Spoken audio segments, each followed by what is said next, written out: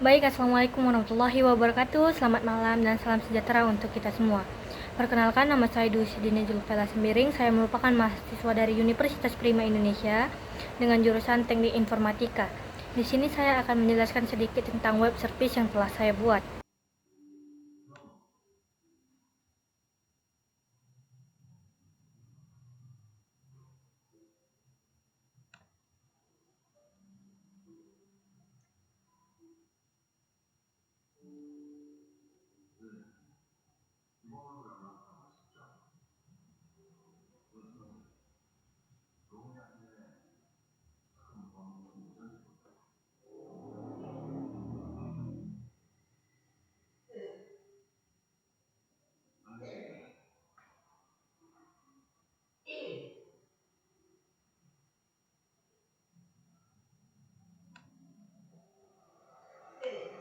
Nah, kode ini berfungsi sebagai endpoint pencarian pada server, menggunakan PDO untuk koneksi ke database dan melakukan pencarian dengan kriteria model yang cocok. Hasil pencarian dikembalikan dalam format JSON sebagai respon untuk digunakan oleh aplikasi klien yang melakukan permintaan HTTP. Nah, kode ini berfungsi sebagai endpoint pencarian pada server, menggunakan PDO untuk koneksi ke database dan melakukan pencarian dengan kriteria model yang mengandung kata kunci tertentu. Hasil pencarian dikembalikan dengan format JSON sebagai respons untuk digunakan oleh aplikasi klien yang melakukan permintaan HTTP. Nah, kodingan PHP ini digunakan untuk mengembalikan semua data dari tabel smartwatch dalam database dan mengembalikan dalam format JSON sebagai respon HTTP. Header untuk tipe konten JSON mengatur tipe konten HTTP. Header menjadi application atau JSON memberi tahu klien bahwa respon yang diharapkan dalam format JSON. Include file koneksi menggunakan pernyataan include untuk menyertai file DB PHP yang berisi konfigurasi koneksi ke database. Query SQL dan eksekusi mendefinisikan query SQL untuk mengambil semua data dari tabel smartwatch menggunakan metode DB query untuk mengeksekusi query SQL dan mendapatkan object statement. Mengambil hasil query dari object statement menggunakan fetch all dengan mode PDO fetch ASSOC, mengonversi hasil query ke format JSON menggunakan JSON encode. Output JSON berisi seluruh data dari tabel smartwatch. Kodingan ini merupakan implementasi aplikasi Flutter yang menggunakan HTTP request untuk mengambil data smartwatch dari server dan menampilkan informasi tersebut dalam antarmuka penggunaan UI Flutter. Kodingan ini mendefinisikan sebuah kelas smartwatch dalam bahasa pemrograman Dart, di mana setiap properti bersifat final yang berarti setelah nilainya diinisialisasi dalam konstruktor, nilai tersebut tidak dapat diubah. Berikut adalah penjelasan singkat mengenai properti-properti dari kelas smartwatch.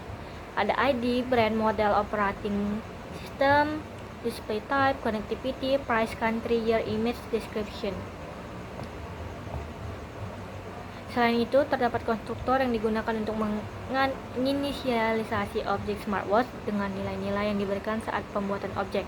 Terdapat juga sebuah factory method from JSON yang digunakan untuk membuat objek smartwatch dari data dalam JSON. Factory method ini membantu dalam proses parsing data JSON dan membuat objek smartwatch sesuai dengan struktur yang diharapkan. Kodingan ini mendefinisikan sebuah kelas smartwatch dalam bahasa pemrograman Dart. Kelas ini memiliki beberapa properti yang mempresentasikan atribut-atribut dari sebuah smartwatch. Setiap properti bersifat final yang berarti setelah nilainya diinisialisasi dalam konstruktor, nilai tersebut tidak dapat diubah. Berikut penjelasan singkat mengenai properti-properti dari kelas. ID menyimpan identifikasi untuk. Nah, berikutnya kita akan membahas service Dart.